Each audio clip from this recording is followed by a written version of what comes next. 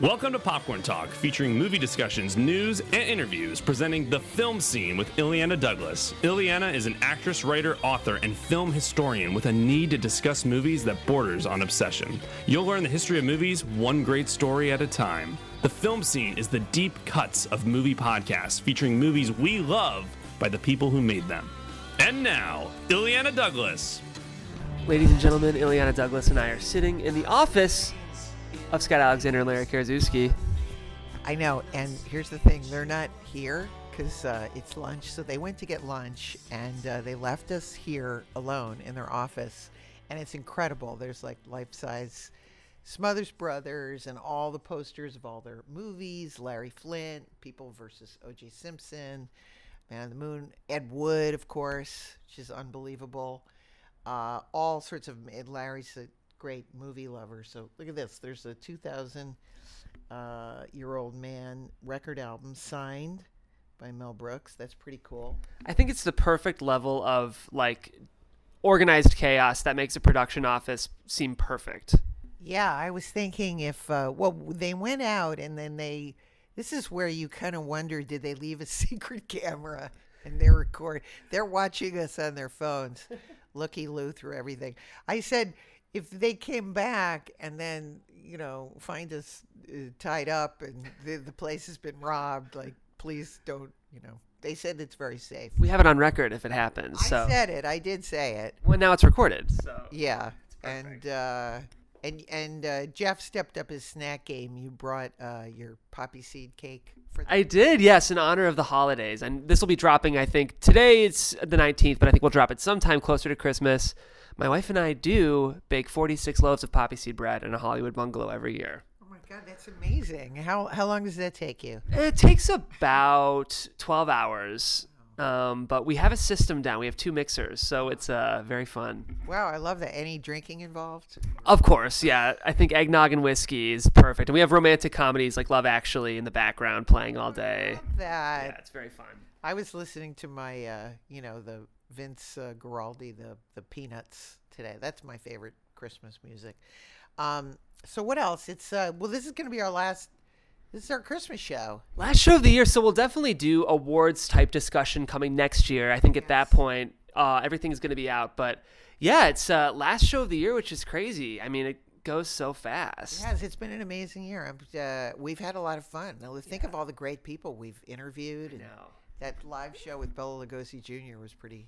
We have Dee Wallace booked for the 9th when we get back, which is exciting. So we'll be off to a strong start. I'm very excited about that. Okay, I'm so nervous. That's not them. That's just a person. It's another guy. But I will say he also has right towards us. I wonder if he has a meeting. Maybe he's joining the podcast. Yeah. We'll see. He's walking right towards us. Here we go. I knew this was going to happen. We can say we look different in person. Oh, okay. No, he's not. It's not us. God, I would be the world's worst assistant. Who is this? This is like a picture of me when I worked for, Peggy Siegel and all these people back in the day, Frank Perry. I would get so caught up in my own crazy drama. We could take their next meeting, though, and help with development. And I used to do script coverage. I would like to. I think Tommy Smothers is looking at me. We're going to take a picture of this and put it up on Definitely. So when you look around the room, Illeana, we see People versus Larry Flint, Big Eyes, Ed Wood, Man on the Moon. Any movies in particular that these guys have made that you feel is especially resonant? I mean, Ed Wood is the holy grail. And, I mean, that's what we're going to be talking about on the show, too, this idea that they've made actually a lot of films about people working on the fringes of Hollywood and people who have a dream to make movies. And, I know Scott less well, but Larry is such a movie lover himself that I feel like all their films are infused with that.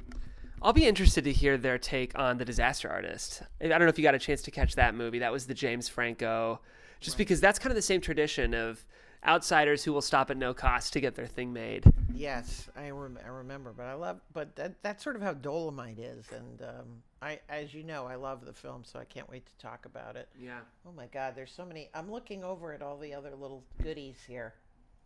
Great posters. There's some signed Groucho Marx stuff. I'm a big Groucho Marx. We're gonna walk and travel and look at this signed Groucho Marx material. Look at this. That is cool. You want to read that? To Larry and M. M is his wife, Emily. Thanks again for the great party. Wow. So cool. What year was that, I wonder? But that's fantastic. Drew Friedman, famous comedian. Of course, Problem Child. Oh, this is great. Modern, this thing from, I like all the boxes, too. Lots of pictures of modern romance. I feel like Ira Glass, the way we're handling this. The walk and talk. Wait, this is great. Look at this. This is like a breakdown of all of their scenes. So for any of you writer nerds, you know that a ton of screenwriters will index card the major beats of the film they're writing. And here we go. We are looking at an index card whiteboard of what's presumably the next hit that Scott and Larry are going to be writing. Could be. Pretty I cool. love it. Some changes of clothes. That's pretty neat. I like that. Oh, Hogan's Heroes. Some Hogan's Heroes. Some stuff. Dolemite stuff. Some Dolemite stuff, which is great. Did they write Goosebumps? Or do they just have a Goosebumps poster? This movie was much better than it needed to be. Let's look on the credits. Yeah, here it is. Scott Alexander. I'm not surprised because this was actually a great film. A lot of times those, YA adaptations kind of fall into a cycle, but Goosebumps was much better than it needed to be. It's a great film. Agent Cody Banks. Oh, Agent Cody Banks. That was a classic for me growing up. And, of course, they wrote, the Problem Child. The connection with that was that Marty loved the movie, thought it was really funny. So when we were doing Cape Fear and they needed a movie for Robert De Niro to be laughing maniacally at, they put in Problem Child. That's perfect. I love it. That was like an inside joke. And that was when I met Larry. I told him that. So he's been dining out on that for years. Okay, I love it. Here they come. Better wrap it up. All right, we're going to be right back, guys. We're starting the show, and that was your tour of Larry Karaszewski and Scott Alexander's office. I am here with Scott Alexander and Larry Karaszewski, and you were my very first back on the old podcast. Now it's the new. You were our first what? First guest. Oh, okay. I mumble. I tend to mumble. Sorry. And everybody who walks through, I feel like they're coming here, but they're not. No. Then they turn the corner. Yeah. Try not to make eye contact. Sorry, I know it's me. I'm distracted. But anyway, so my dream has always been to have our office be in a retail space. It's like right on the street where used to be a dry cleaners, and just Scott and Larry typing in the middle of this. I will say we walked up to a salon and I panicked, and I was like, "Oh no, it's back in the alley." So yes, in the courtyard. I was distracted by I said that Paul Mazursky's office.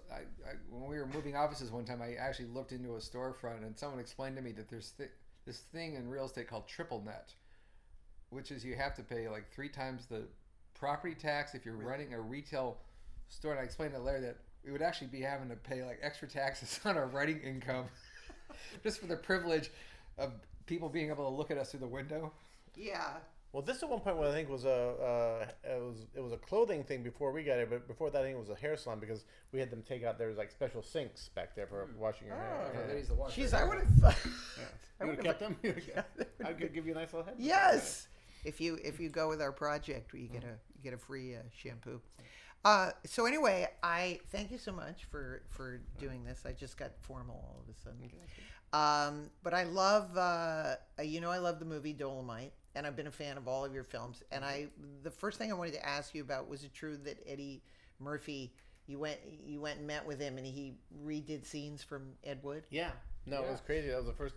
We got a call saying that Eddie Murphy wanted to meet us, and we went to his office, and he just sort of launched into doing Tor Johnson and doing Bela Lugosi, and it turned out he was a gigantic fan of Ed Wood, and he looked at us and said, "Do you guys know who Rudy Ray Moore is?" I mean, this is 16, 17 years ago. Yeah. Wow.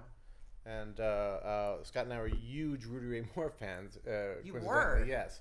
From the sort of the 80s. I mean, I loved blaxploitation in the 70s, and I grew up on all that stuff. But Rudy, I didn't really know Rudy's work back then. But in the 80s, we discovered his stuff on VHS. We actually discovered the trailers first, actually from another guest of your show, Dan Waters, was our roommate at the time, and he ran a video store. Dan was running a video house on Glendale Boulevard, and he came home with The Best of Sex and Violence, which is a 2-hour compilation of trailers. And because he was a manager, we kept the tape. Yeah.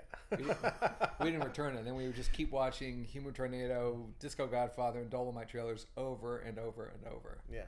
It's so amazing. Was it a select group? Because I remember back in the day when like having a VHS tape was so important. You know, you'd have to. Well, it was funny. He actually this Oh, ties yeah, into this. I'm proud of this. I've kind of put this together in my memory thinking about this, which is back in early VHS, the studios didn't want people to own product because they were very nervous about piracy, and there was this whole thing. And then there was some law that lending libraries had a right to lend, and so they priced movies crazy high, and everyone forgets this. If you wanted to go buy The Burbs, it would have cost you $100 back in the 80s. Right. You know, and so you were discouraged from ownership, and so I wanted to buy Larry Rudy movies for his birthday, but you couldn't go into a store and buy it. Right, because no store's going to carry a $100 copy of Human Tornado. Yes. So I actually opened the white pages. I found Xenon Video out in Santa Monica, and I drove out to their warehouse. I just showed up with cash. That was the only way to buy a movie. Right. And they thought that you were crazy because they were like they didn't have like a real register. They weren't really prepared for walk-ins. Store. Yeah, because I don't think I heard about Dolemite until maybe 5 years ago or something. You know what I mean? Like it started kind of making the rounds. Reggie Hudlin did a major shout out when he put Dolemite on the TV in House Party. Right. And Robin Harris is always watching Dolemite and trying to get his son to come over here. Let's watch Dolemite together. Yes. And then there was a clip. Right. It might even be there might even be a shout out in Bebe's Kids about it too. I mean, Reggie was obsessed with Rudy as well. So had Eddie? So did you immediately think? 'Cause you've done so many movies that are. You've done a lot of movies that take place in Hollywood. Too, Yes. We've actually. That's a little weird. It's a secret history of Los Los Angeles. Into that. Yeah, I mean, it's amazing how many movies. I mean, Ed Wood, Larry Flint, Dolemite, Man on the Moon, The People versus OJ is Autofocus. Autofocus. Oh my God. And what's great is it's everything. It's everything except Big Eyes. Except Big Eyes is in San LA. Francisco. Yes. That is Even weird. you could even say O.J. Simpson was on the periphery of. He was an actor. Oh yeah. Oh yeah. But OJ is very much about Los Angeles. Yeah. So it's it's amazing how many stories that Los Angeles has encompassed. And what's amazing about our films is we all shot them in Los Angeles. That was really important. That was particularly about OJ. I remember when we first started researching the project, we put on some crappy cable movie that was made back in the 90s, and the first it was shot, one of those cheesy shot in 16 days. Right. But it was the first shot was Brentwood, California. The title came up, and it was clearly Vancouver or something. It was without that, I mean I'm sorry, the plot of The People vs. O.J. Simpson is about the city of Los Angeles. Yes. And I'd say we have a lot of fun. Even in Dolemite, it's a great tribute to the city of Los Angeles. I think so. What was interesting was I saw Dolemite not too long after I'd seen Once Upon a Time in Hollywood, and I actually thought they're companion pieces. They were very, very compatible. Well, we were shooting at the same time. Yeah, that's funny. Yeah, which was a funny. couple times I was driving to our set, and I accidentally drove in a Quentin set. That's because we were blocks away from each other. Yeah. You would literally drive down Sunset We'd be Boulevard. on Gower, and he'd be on Cahuenga. Yeah, or you drive down, you pass a couple blocks of 1969 Los Angeles, then it go back to the 2000s, and then you'd hit 1974 Los Angeles. Yeah, but he could afford 2 blocks. We would have a storefront. Yeah. We actually got in a war with Quentin because he had a bunch of marquees. He has a fetish of putting marquees of movies in his theater, in his movies. Yes. And we had a couple of those too. We actually had more in our thing that they actually got cut out. They were expensive. Just to use the name or to physically make the marquee? Physically build it. Actually, but we shot them. We shot Serpico. You did some beautiful. We shot some cool things like that, and the scenes got cut. But so every time we would do one, we'd one up each other. We'd send something to Quentin all right, we see your Krakatoa east of Java, and we raise you we raise you a Serpico, we raise you the best part was we had another scene that was cut. We had a scene that takes place at Universal, and there was a poster for a movie called I Love My Wife, which is with Elliot Gould and Brenda Vaccaro. We're fuck you, Quentin, we got I Love My Wife with Brenda Vaccaro, and he wrote back, oh, big deal, you got a poster of Brenda Vaccaro. Brenda Vaccaro's in my movie. We're all right, you win. Quentin always wins. Unfortunately, he always wins. Yeah, that is a good winner. Can't beat City Hall. Yeah. I'm skipping out of order, but because you're mentioning movies, why at a certain point in the film they all go to see The Front Page. Yes. Yes. Directed by Billy Wilder. Yes. Any particular reason that they, although it's incredibly funny that they're all Okay, well, there, in our script for a full year, it was a touch of class, and we were so pleased with ourselves because Larry and I, we love obscurity. We love the ephemera of culture and the ephemera of art. Yeah. And it's hard for stuff to stick, and it made us laugh at something that was a Touch of Class was a big hit when we were kids. Nominated for Best Picture. Nominated for Best Picture. I think it was nominated one Best Actress. Nominated for 5 Oscars. Yeah. Big hit. Yeah. But at the end of the day, it's just a nice boulevard comedy. Right. And it's George Segal and Glenda Jackson, and no human being has watched it since 1975.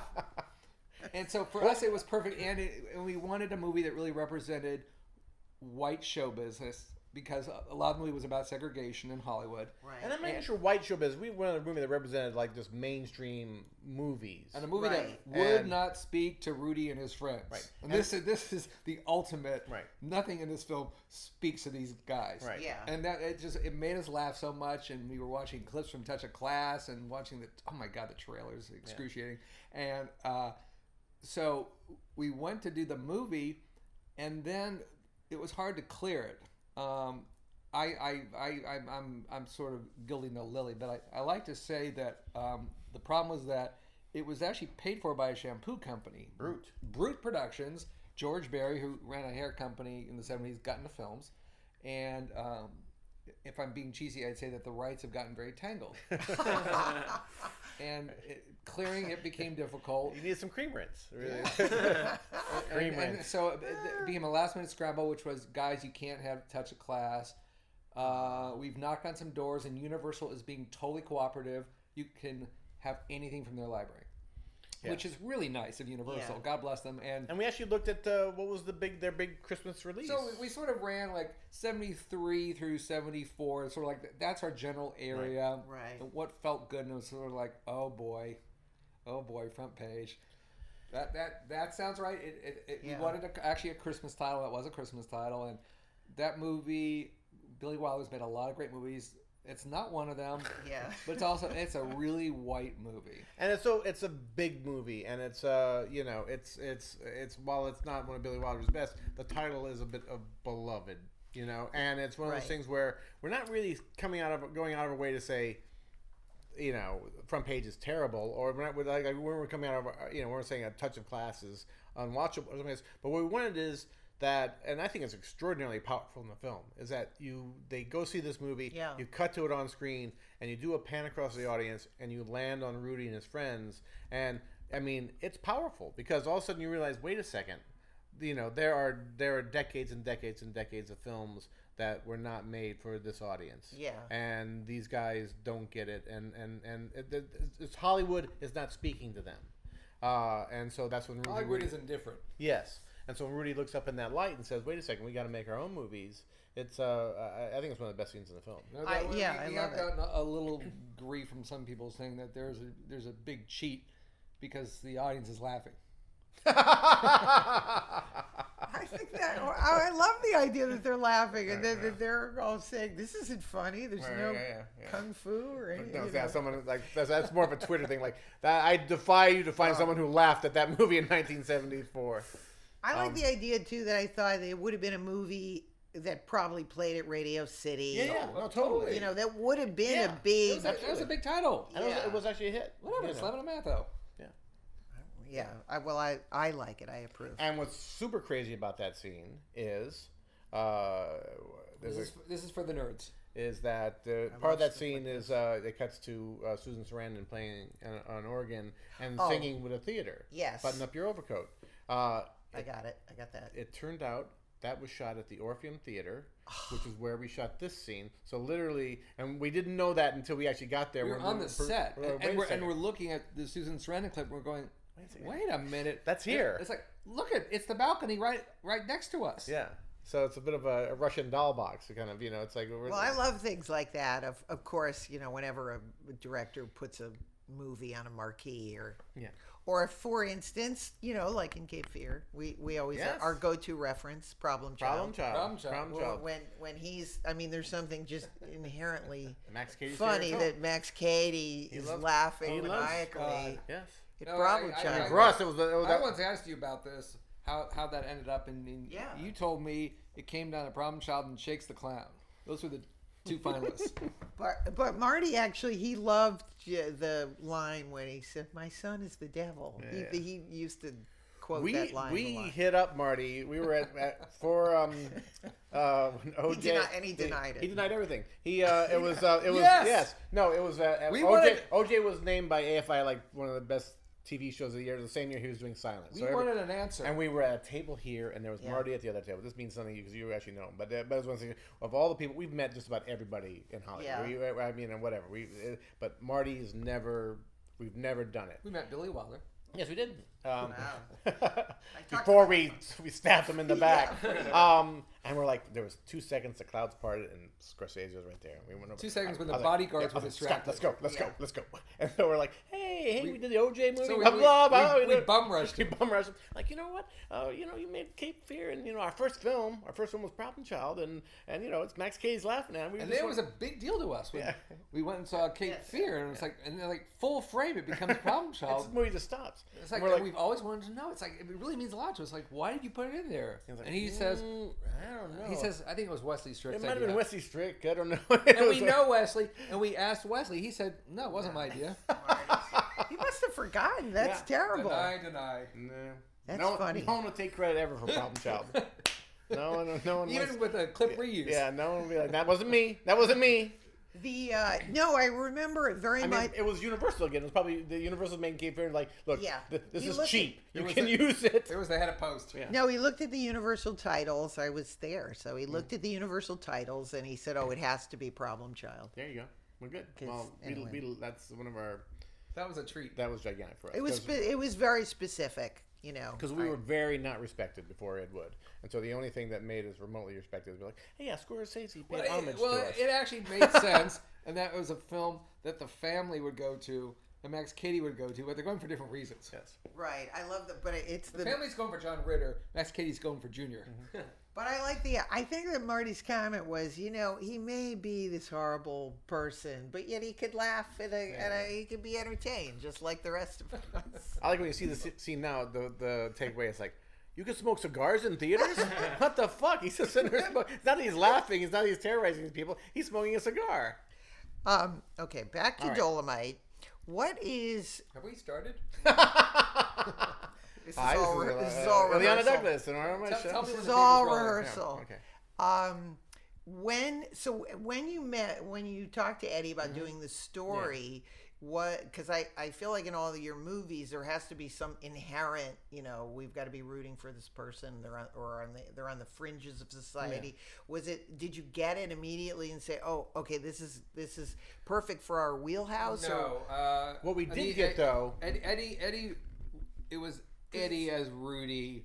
We were being hypnotized by star power. Of course, And I would be. And Eddie sort of was firmly ensconced in family film land back then, and the idea that he sort of wanted to go do this crazy R-rated thing with us, playing this, this legendary black comic, just seemed so special. And we actually we broke our number one golden rule, which our agent had hammered into our heads 100 years ago, which was never write for a star, because you'll just end up in a slush pile. The star will get distracted, go off and make 2 other films. The rights will change, someone will get fired, and the movie will never get made. But we were so excited by Eddie as Rudy that we eagerly pursued it, and Eddie got us into a room with Rudy. Yeah, and I think that's where meeting the real Rudy Ray Moore. That's where the idea of the film came. Because Rudy only existed as the on-screen persona. Yeah, as Dolemite. I mean, very, very few people had ever seen Rudy the man carry on a conversation off camera. And when we met Rudy, he came in the door as the pimp with the shoes that you can look down and see your face reflected in them, and the cane and the hat. But then he quickly dropped the act because we spent the day with him, and he was just a tired old guy, And being a comedian is rough sledding. You're on the road, 300 nights a year. He's carrying that merch table around in his car all the time. And he's just a tired, soft-spoken man. And it was like, wow, this is not Dolemite. Yeah. Dolemite is a creation. And that really struck us. So, I mean, that ended up being the movie we wrote 15 years later. Yeah. It's And about that's two actually, people. yeah, and actually that's why it's called Dolemite Is My Name. Even that's part of Rudy's catchphrase. It was the idea of Dolemite is a persona that he adapted. And in the movie, it's it's depicted that this kind of bum comes in espousing sort of poetry. Rudy told the story. And is that where what does that name Dolemite? I think it was just it's just it's probably Didn't Rudy say it was a vitamin? Like when he was a kid, there were Dolemite vitamins. maybe, and there's also the mountains. I mean, I just think it's like a mineral. Like vitamin, vitamin measurement. There you Yes, go. Exactly. exactly. Take it for pep. Yeah, it's just I think it was these African American toasts were something that were just passed down from generation to generation. There's a great book called I think, "Get Your Ass in the Water and Swim Like Me," which is basically the history of these toasts. And so it isn't like those hobos invented these stories. These hobos were taking these stories and making them their own, which is what Rudy ends up doing himself. Mm-hmm. Yeah, everyone would add a few new jokes, give it a bit of a spin. Yeah. I love the idea of the party, right? And then he makes his. Yes. And then you had said when you introduced the film a few weeks ago that Eddie Murphy said that he was a loser who refused to lose. Yeah. That's how he described Rudy. I think that's one of the greatest quotes for a performance. Yeah. I think that's why I love his performance so much in the movie, because you are, he can't get a break, but he never. Yeah, he's never defeated. We sort of realized after we had made the movie that the movie is just 2 hours of people saying no. and that Rudy, people sort of said the movie's about black entrepreneurship, which didn't occur to us, but Rudy has to keep hiring himself. Yeah. Because no one will give him a job. Yeah. And so he has to, record his own album in his own apartment, then go pay for the pressing, and then go sell it out of his car trunk, and then go carry that friggin' merch table around at the Chitlin circuit. Yeah. When he wants to start a movie, he then has to go pay for the movie. Yeah. So it was all self-driven. Yeah, no, the big surprise for us making the movie, we were making the movie, it was like Scott, me, Eddie, and Craig, the director. Craig Brewer. We were making a movie really to please ourselves. It was something, we thought it was probably like our most fringe kind of thing. Mm-hmm. And that's saying a lot. And that's saying a lot, exactly. But the fact that it connects as an inspirational film, I think it wasn't until the first couple of test screenings we're like, whoa, wait a second. We were getting cards back and people were comparing the movie to Rocky, and we're like, God damn, I don't know if we really thought that was going to happen. We knew that was always about whatever. There's tons of lines in the movie that reflect this. Man slams the door in my face, I'll find another door. That was always the key to Rudy Ray Moore. He was never going to give up. But we didn't know that people would look at Rudy Ray Moore and say, "Oh my God, that's an inspirational story." We didn't think people would watch the movie, and then say, "Well, that could be me." Right. Well, if Rudy could do this with himself, then I can go do something with myself. Right. And the best review we got was from Time Magazine, which the first 2 paragraphs were all about you watch this movie and you want to go create your own art, and the idea that people were taking that from our film made us very, very happy. Yeah, I agree. I think it has it's very reflective, again, of a film like Ed Wood, which is, again, everybody has a dream. But the difference between Ed Wood and Rudy is Rudy actually has an audience for his work. Where Ed Wood is, at the end of the day, was still making, kind of crappy movies, and that we had to invent a fake ending where he has a premiere at the Pantages, and in a sense that's a fever dream inside of Ed Wood's own mind. Right. Where Rudy was actually Successful, connecting with people. Like he was giving a product that people actually wanted, and so there's that beautiful moment where he's watching the audience. And it's the rhyming scene with the front page scene where he's in the Indianapolis theater for the midnight show where he four-walled, and he sees his audience reacting.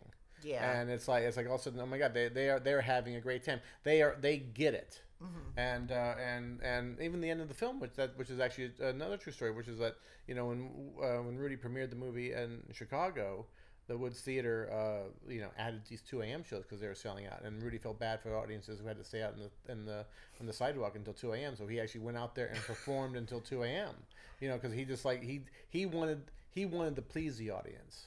Yeah. But, and he wanted, please, it was all about his audience because, I mean, even though Dolemite and Human Tornado were, I mean, they were box office smashes. I mean, to make $10 million on a budget of $60,000 in 1975 is a ridiculous amount of money.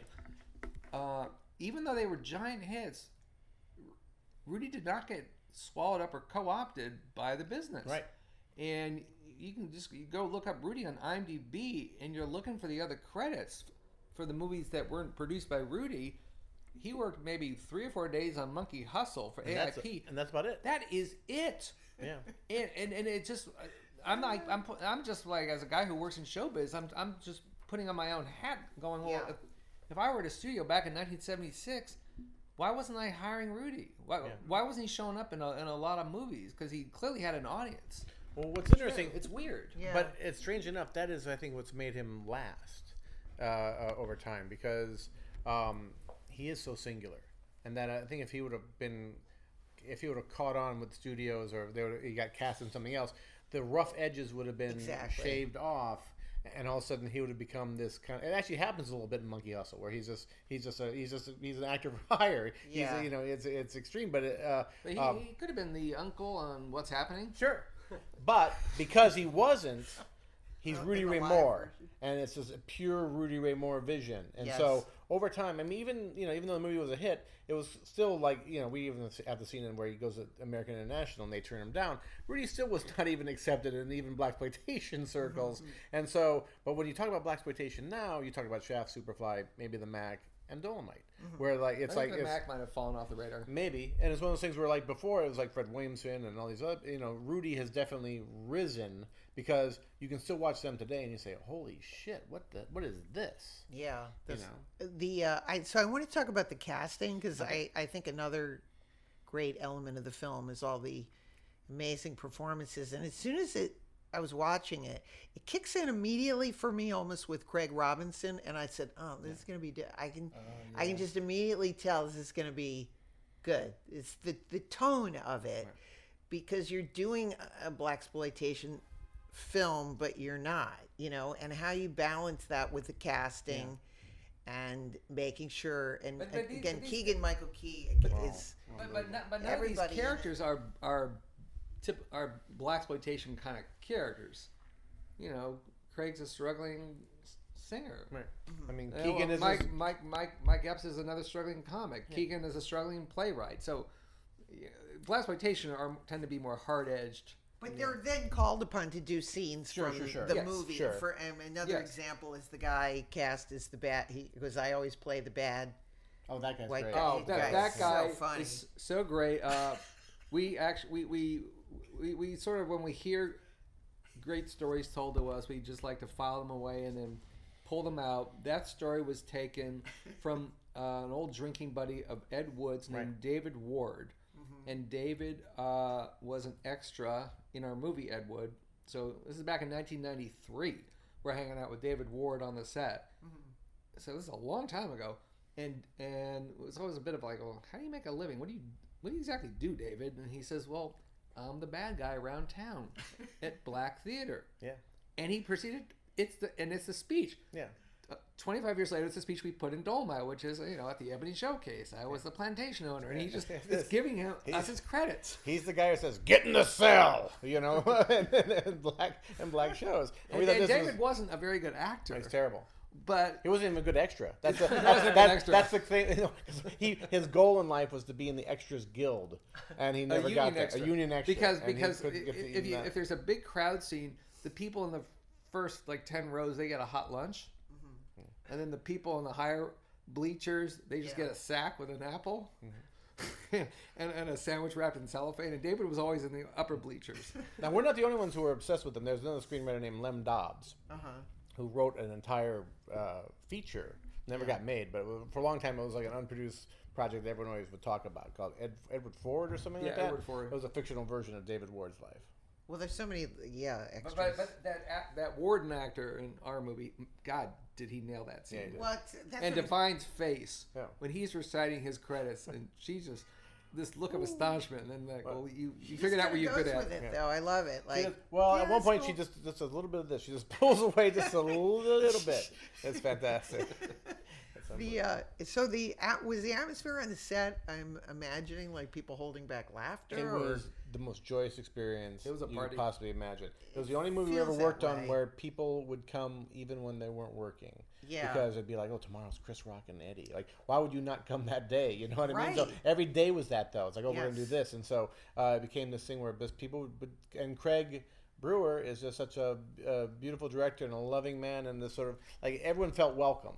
And so there was a sense on the set of like we all knew we were making something special, and people just wanted to be around, and it was really every day you're like, either you're holding back laughter, or you can't believe what you're watching. I can't. I mean, you can actually tell. Like sometimes in the film, I'm thinking, did they cut like right before everybody? That's funny. In particular, when they're filming the sex scene, it just literally feels like I could feel people laughing. Well, they're actually supposed to be laughing off camera. camera. That was a closed set because it had nudity, and I said, I don't care if it's closed. I'm going in because I'm not missing this one. This is too good. Do you remember how many takes you had to do of that, or? I think only one or two takes. I would say, yeah. Yeah. Just to retain the insane flavor, comic Yeah, I think just a couple takes. Yeah. flavor of that. We did a screening the other night when Mel Brooks introduced the movie, which is really, really special to us. I Wow. mean, we were friends with Mel, and he loves the Dolemite movie. But then after the screening, he went home and he went over to Carl Reiner's house to say hi to Carl. And apparently, as they walked in, the person with Mel took a picture, and as they walked in, Carl was actually watching Dolemite on TV, but it was a sex scene. So I have a great picture of the back of Carl Reiner's head and our sex scene on the TV. Oh So, my God. I don't think I can post it, but I can describe it. I'm visual. A moment Yes. for visualization. The director Craig Brewer did Hustle and Flow, Yes. which is a movie that has a lot of music in it. Another thing that the movie at times for me is almost a musical. It is a musical. Well, I mean, our secret is that we tend to make our biopics very autobiographical, and then Craig sort of stole our act because he says Dolemite Is My Name is really about his own story. Even though we wrote the script before he was hired.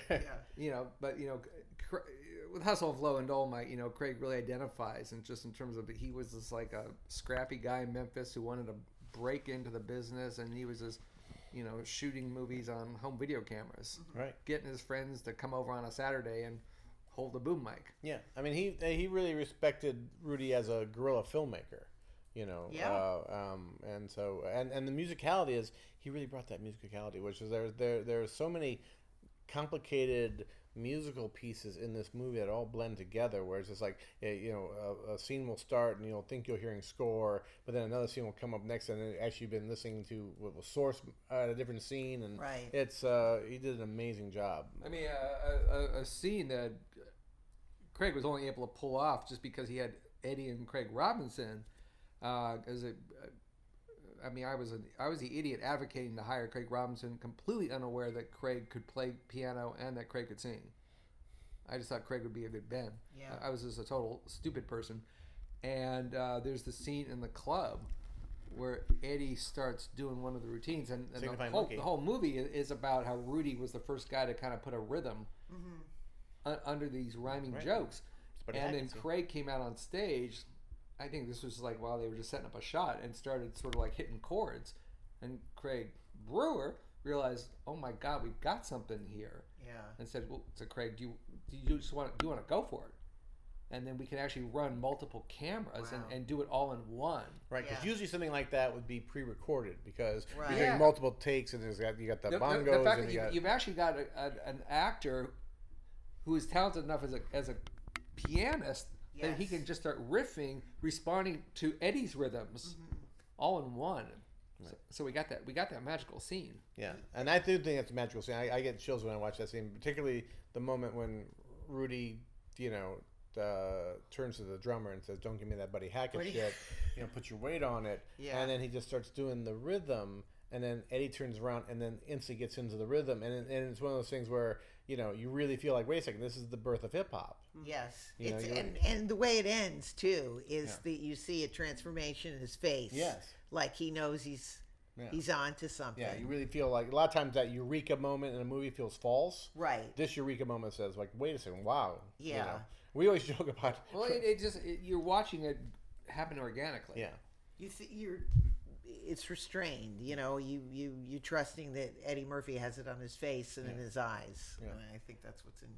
We always joke about the extras in that scene were the luckiest extras of all time Oh, because they were literally being paid to watch Eddie perform stand up and for the first time in 40 years.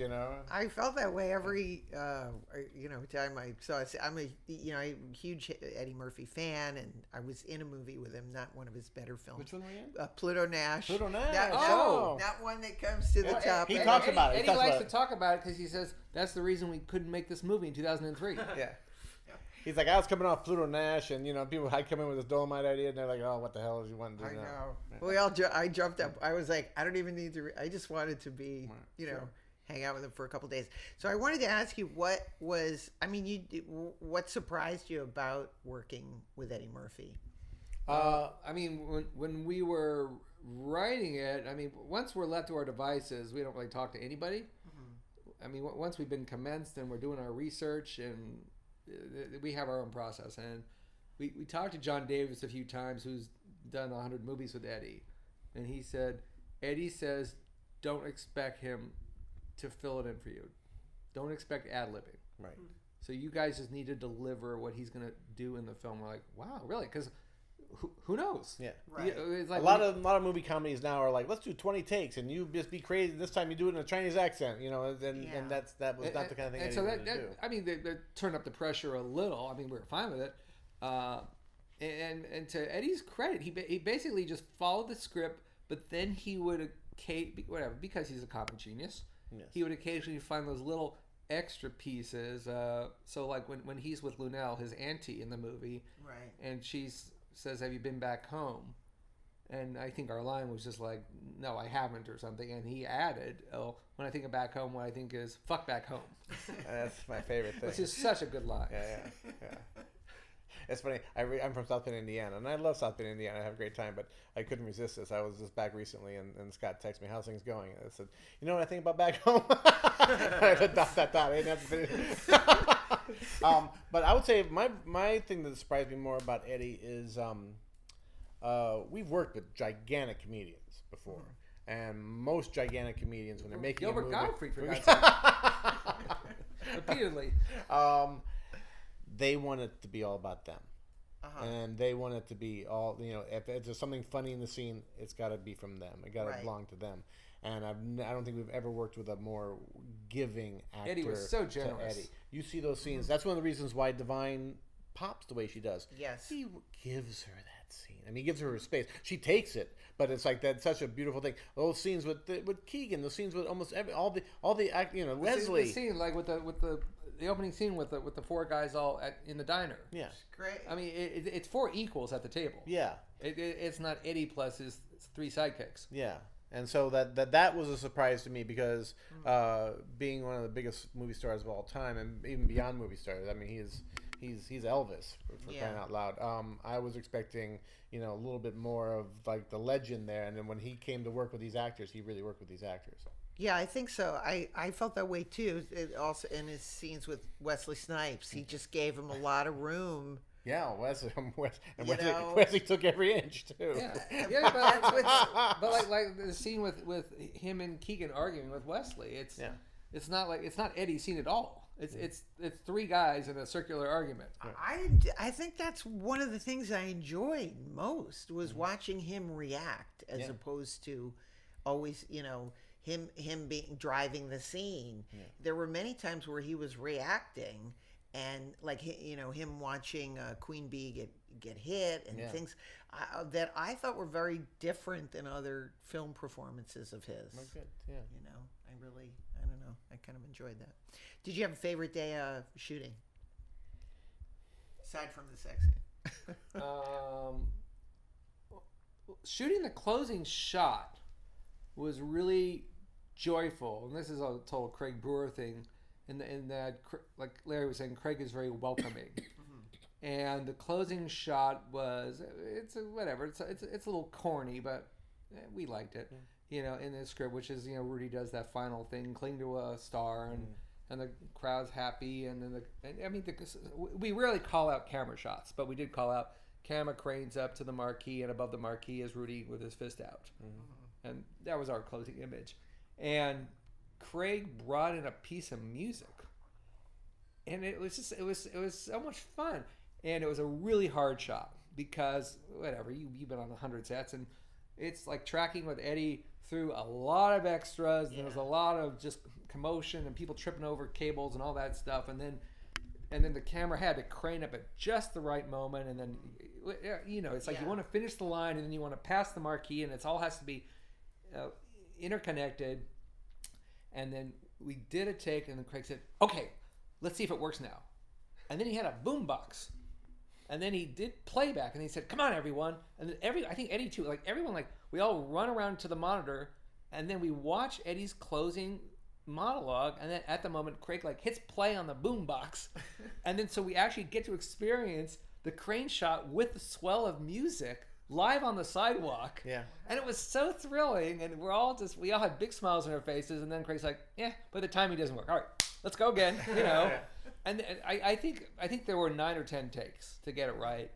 And then after every take, it would be like, all right, gather around, put on the music. And it was just, it was really special. It was fun. I'll also say that it's the same night because we had hundreds of extras. Oh, so many. And so hundreds of extras in Ruth Carter's costumes. And it's Great like, costumes, oh by my the way. God, she's a genius. And, I have to really, it's funny, we're actually talking a lot about extras here on the show. But our extras really looked like real people, and they didn't seem like just like go put on some platform shoes and be crazy. And I really give her all the credit in the world because it's so easy to make. Also a lot of afros. Yeah, it's so easy to make the hair, the 70s thing a cartoon, and particularly as outrageous as Rudy's costumes are, you never feel like he's not wearing them. You know what I mean? They feel like they belong on him. And so I see some 70s movies. I see those, particularly, like sometimes the main people are fine, but then you go to the club or whatever, and you see a bunch of people like, they're hippies, or they're like, oh, they're wearing the fringe jacket, and it feels very fraudulent. And I don't think that happens. We were in the Orpheum Theater, and we spent a lot of time there, and I found myself just hanging out in the extras holding pen because it was just like I was being teleported back to my childhood. It's like I was back in the 70s, and I'm just surrounded in this world of 1975. That's great.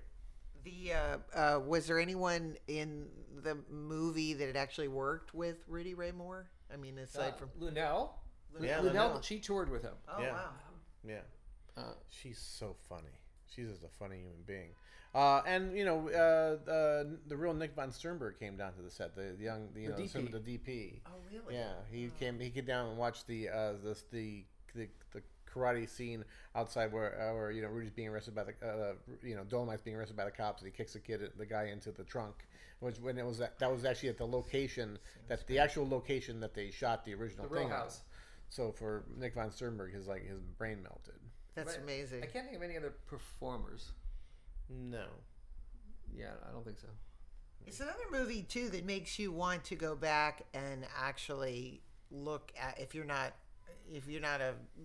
aware of the actual Dolemite movies. It's fun to watch them side by side. Have you done any screenings of your film in there? Quentin did a whole week of our movie, then Dolemite, or our movie, and Human Tornado, our movie, and 35. In 35. What's different though, what's really strange though, is that I watched a little bit of the original Dolemite not that long ago, and it was after having seen our film, and it definitely, you take it a lot more seriously, and I think that it changes things. I remember it happened on Ed Wood, where it was very easy to watch something like Glenn or Glenda and giggle like, oh, isn't this funny? This is really a terrible movie, blah blah blah. But after Ed Wood, and you realized that it was this guy putting his personal story on the movie. Right. Now, when you see Ed Wood, when you see Glenn or Glenda, it feels like just really intense personal filmmaking. It feels avant-garde, and he's really a guy putting his soul on film. And so watching. I didn't watch the whole thing because it's streaming free on someplace, and I was watched the first 5-10 minutes of it because you didn't want to pay. And I was like shocked how much I was just like I got involved in a way that I necessarily hadn't before. I think that's true. Yeah. So the last thing I was going to ask is one of the things I've been talking about this year a lot is that a lot of the movies I felt are just too long, and it's another thing I loved about Dolemite is it ended. There was tremendous momentum, and then it ended. Yeah. And I didn't want it to end. I was sad when it ended. And in the cutting room, Craig did a lot of lifts. Yeah, he did. It was probably, another half hour? Maybe. From the first assembly? He did a great job of putting it all together. Also, what's nice about I think it's more than just the length, that our movie just doesn't behave like a regular movie. There's no bad guy. There's no crazy horrible thing that happened. I mean, the climax of our movie is 7 people in the back of a limo reading bad reviews. You know, they're not racing to cut the bomb wires. They're not doing anything. They're reading bad reviews and feeling shitty about the movie they made. And then they get to the theater and people went and saw it. So it's like it isn't full of that stuff that's usually in a movie that kind of, in all fairness, it's a little annoying these days. But when you talk about the length, this is just a good in the weeds film story. Is when we had the test screenings, that guy at the front always asked that question: who thinks this movie moves too fast? Oh, God. Who thinks it moves too slow? And then 8 hands went up. Did you think it moved too slow in the beginning, the middle? It's leading the witness, because everyone's going to say, it's probably too long, and it's always like somewhere in the middle it's too long, and then then that always creates panic, and we all run back to some weird fluorescent lit room behind the projection booth Right. at the ArcLight. And then, spread out the cards, and everyone starts sweating and freaking out. And it's like, oh shit, the movie's 2 hours and 1 minute. Oh my God, we have got to knock a reel out and all that stuff. And a reel. Oh, I'm aging myself here. Yeah, exactly. We don't have reels anymore, folks. Hard drive. Yeah, and then you're always looking for clean lifts, and the movie had one clean lift at that point, which was Eddie's monologue, where he's talking into the mirror before the first night of shooting. And it was a clean lift. And in some of the focus group conversations, it was there any scene that seemed a little slow? Oh, that scene where he's just by himself. And we had these intense arguments about it. And I got really angry. I said, you needed to ground the movie. The movie can't just be too frothy. Right. And I don't care if it's slow. Who cares? And that scene. I don't care if that scene's too slow. And we went back and forth, and it was sort of like, what the hell? This is why we have test screenings. Let's have a screening without the scene. See how the movie plays. And of course the movie plays fine, because you don't miss it if you don't know you're supposed to miss it. But Eddie's numbers actually went down. I mean, just by like this. By a little bit. No, but people did not love Rudy as much as they had with the monologue. Because the monologue, it gave him more of a history, and it gave him gravitas. You saw his pain. Yeah, you feel something for him, and it was one of those interesting lessons, which is like, all right, the movie can be whatever. I forget what the movie is now. Like it can be an hour 56 without the monologue, or an hour 58 with it. It's like, well, of course it should have it.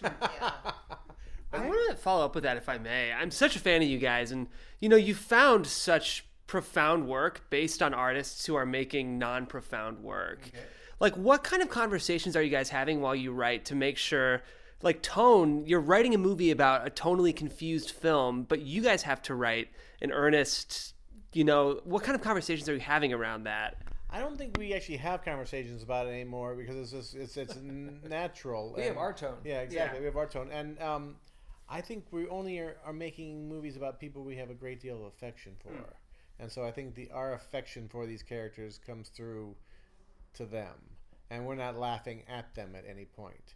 And so actually, when we're cutting things down, it's like we're looking for that kind of stuff in terms of, you are on the journey with these people, and I think that's where it comes from. Is that there's a lot of, I think there's a lot of love in Dolemite. You can feel it. Yeah. I think there's an interesting moment you mentioned in the mirror scene.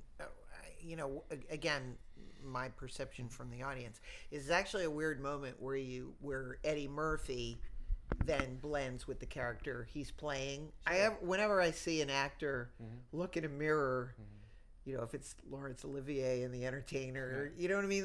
For me, I'm like, okay, they're looking in the mirror. Are they looking at Eddie Murphy or are they looking at Rudy Ray Moore? So I always like scenes like that, and that for me had that slightly chilling effect of, am I seeing now Eddie Murphy? And you know, whether that's valid or not. No, I think it is like valid because like I think one of the surprises we had when we were first envisioning this movie, because Eddie's so great, you know, like a nutty professor putting on the makeup and becoming a character, where he is doing Rudy Ray Moore in our movie, but it's not a full-on, blown-out imitation of Rudy Ray Moore. He could have done he could have done the voice if he'd wanted to. Yeah, and so I think we were very happy that he chose to do something in between. It's not Eddie Murphy. He's being funny in a different way. He's not using those Eddie Murphy tricks like that laugh and things like this. Yeah. But it's not, you know, there's still a touch of Eddie Murphy in there, so you're feeling like you're really seeing a real person. It feels like a personal statement as opposed to a cartoon. And that moment was very revealing for Eddie to play as an actor, and I'm not sure he's done something like that before. And so that scene got pushed. It was the last shot Eddie ever did on the movie. Yeah. It was the last shot of the last night. I think it's a very hard thing for an entertainer to look in a mirror and look at themselves. It's always very scary, even as an audience person. I'm like afraid. What are they going to see when they look? Writers don't like to look in the mirror either. Trust me. Writers don't want to look in a mirror. Or the clock.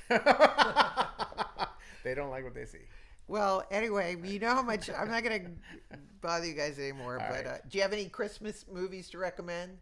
Favorite holiday movies at all? This is our Christmas episode. Any obscure Christmas movies? I love The Silent Partner. Oh, that's the second time that one came up. What? Yeah. I think Dan Waters. Oh, okay. Alonzo mentioned it. Who did? Alonzo Durante. Duralde, the Christmas film critic. We did a show with him last week, recommending for our listeners some. Stole my act. I love that movie, and we had the pleasure of hanging out with Curtis Hanson for a period of time, and we tried to do something with Curtis, and I was endlessly nagged. Curtis wrote this wonderful Canadian tax shelter thriller in the late 70s, and I was always just bugging him with just film geek questions about the shooting of Silent Partner, and we talked about whether it'd be worth remaking and all that, and it's such an entertaining movie. Okay, I know that's on my list. That, and then I'll Be Seeing You is another movie he recommended. With Joseph Cotton. I've been trying to look for it and can't seem to find it. I haven't even heard of it. Yeah, the title sounds familiar. I feel like I've seen it, but I don't remember. I'll recommend a short one you can't even see, because I just got a I have a 16mm projector. I just bought a print of this movie because but I think it might be on YouTube. It was a movie called JT. It's about a young black kid with a hooker. No, not that. He's got a little cat. Yes, and he lives in and it's a beautiful. It was a made-for-TV thing. It's written by Jane Wagner, Lily Tomlin's partner. Name? It's Kevin Hooks. Hooks. Kevin Hooks. Yes. Hooker, not Hooker. Yeah. Kevin Hooks. I think it was about a hooker. That's why I was like, oh, hooker. No, not different. Yeah. That was a really sad movie. Wasn't it on like CBS? Yeah, so it's a CBS TV movie, but it's really sweet. It's about a poor kid who's trying to take care of Sounder? Yes. Yeah. And this is about around the same time period. And it's a beautiful little, he's got a little cat and he's living like in the projects. And it's called TJ. JT. Sorry. Is he Kevin Hooks, who is a director? Yes, he is. He's had a fine career. I think the cat, something bad happens to the cat. Yeah, something bad happens to the cat. God. Why do things always bad happen to a cat? Yeah. So you want to come over, watch it in 16mm, come over to my house, but it might be on YouTube. Alrighty. Okay. All right. What's your... My favorite Joseph Cotton movie. That's what you're gonna do. It's all the regular. It's a Wonderful Life. Miracle on 34th Street is great. Everyone goes to It's a Wonderful Life, but Miracle on 34th Street is a great one. I would say I surprise people by saying I watched Elf every year. I actually really think Elf holds up. I haven't revisited Elf. I really think it holds up, and that always surprised people. And I do love Christmas in Connecticut.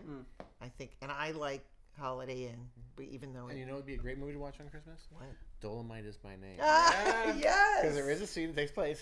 They're going to movies at Christmas Eve. Christmas Eve. So go watch that on Christmas. That's right. Well, it's in or Die Hard. Or Die Hard. Or Die Hard. Or Batman Returns. Yes, and And also, if you're looking for Christmas presents, I would suggest the Joe Pesci CD. It's a great Was it a great Christmas? Christmas Really? giveaway. Wow. Yeah, it's a housewarming.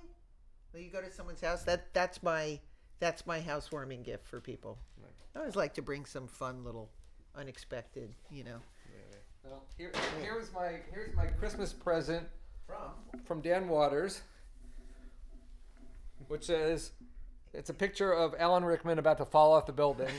It says, "It's not Christmas until Hans Gruber falls from Nakatomi Plaza." Amen. I like that one. We're gonna take a picture of that one. Yeah. Alrighty. And Rudy Ray Moore does have a Christmas album.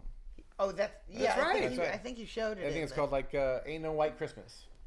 So Those album covers are pretty amazing. Yeah, absolutely crazy. Alrighty. Well, I've got nothing else to say. It's been a wonderful, wonderful Christmas.